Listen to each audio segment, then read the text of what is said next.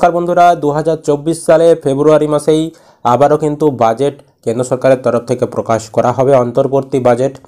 তো এই বাজেটে আপনাদের জন্য কি কি থাকতে চলেছে, কি কি সুখবর আপনারা শুনতে চলেছেন, পিএম কিষাণ, কর ছাড়, এছাড়াও ট্যাক্স বা কৃষিক্ষেত্র বা অন্যান্য মহিলাদের ক্ষেত্রে কি কি আপনাদের সম্ভাবনা রয়েছে ঘোষণা হওয়ার, বিস্তারিত আজকের ভিডিওতে জানিয়ে দেব।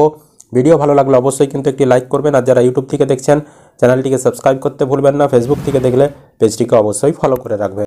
দেখুন, এই সংক্রান্ত প্রতিবেদনে বলা হয়েছে 1 ফেব্রুয়ারি ভোট অন অ্যাকাউন্ট পেশ নির্মলার। প্রথা মেনে 31 জানুয়ারি থেকেই শুরু হতে চলেছে বাজেট অধিবেশন। প্রথম দিন যৌথ অধিবেশনে রাষ্ট্রপতির উদ্বোধনী ভাষণের মাধ্যমে অধিবেশন শুরু হওয়ার পরদিন অর্থাৎ 1 ফেব্রুয়ারি ভোট অন অ্যাকাউন্ট অর্থাৎ অন্তর্বর্তী বাজেট পেশ করার কথা কেন্দ্রীয় অর্থমন্ত্রী নির্মলা সীতারামনের। সূত্রের খবর, 9 ফেব্রুয়ারি শেষ হতে পারে এই অধিবেশন। নতুন সংসদ ভবন চালু হওয়ার পর এই প্রথম সেখানে বসতে চলেছে বাজেট অধিবেশন। সেখানে নেই কোনো সেন্ট্রাল হল। প্রশ্ন উঠছে, সেক্ষেত্রে কোথায় হবে যৌথ অধিবেশন? সূত্রের খবর, নতুন ভবনের লোকসভা কক্ষেই হতে পারে যৌথ অধিবেশন। এমনিতে ভবিষ্যতের আসন পুনর্বিন্যাসের কথা মাথায় রেখে নতুন ভবনের লোকসভার আসন সংখ্যা রয়েছে 888টি। তাই দুই কক্ষের বর্তমান সব সাংসদ উপস্থিত থাকলেও তাদের বসতে কোনো সমস্যা হবে না। অতীতেও কেন্দ্রের তরফে জানানো হয়েছিল সেন্ট্রাল হলের বদলে এই কক্ষেই বসবে যৌথ অধিবেশন। যেহেতু চলতি বছর লোকসভা নির্বাচন রয়েছে, তাই নির্বাচনের আগে সময়ের জন্য অন্তর্বর্তীকালীন বাজেট পেশ করবেন অর্থমন্ত্রী। নির্বাচনের পর নতুন সরকার পেশ করবে পূর্ণাঙ্গ বাজেট।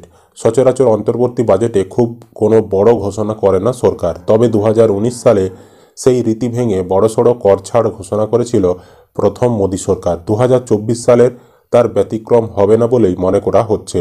সূত্রের খবর, মহিলাদের নিয়ে একাধিক বড় ঘোষণা করা হতে পারে এবারের বাজেটে। এক সর্বভারতীয় সংবাদ মাধ্যমের দাবি, মূলত মহিলা কৃষকদের রোজগার বাড়ানোর জন্য বড় ঘোষণা করা হতে পারে। প্রধানমন্ত্রী কিষাণ সম্মান নিধিতে এই মুহূর্তে বাৎসরিক 6,000 টাকা করে দেওয়া হয় কৃষকদের। মহিলা কৃষকদের জন্য সেটা বাড়িয়ে বছরে 12,000 টাকা করে দিতে পারে মোদী সরকার। আর সেই ঘোষণা হতে পারে অন্তর্বর্তী বাজেট থেকেই। এছাড়া পেট্রোল ডিজেলের দাম কমানোরও একটা সম্ভাবনা রয়েছে। তো এই সম্ভাবনাগুলোই বর্তমানে উঠে আসছে।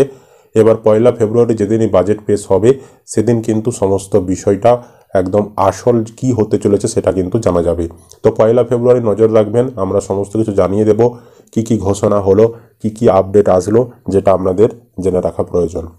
তো ভিডিওটি কেমন লাগলো অবশ্যই কমেন্টে জানাবেন। পিএম কিষাণের টাকা বাড়ানো উচিত কিনা এবং পুরুষ কৃষকদেরও বাড়ানো উচিত কিনা অবশ্যই কিন্তু কমেন্টে জানাবেন আপনার মতামত।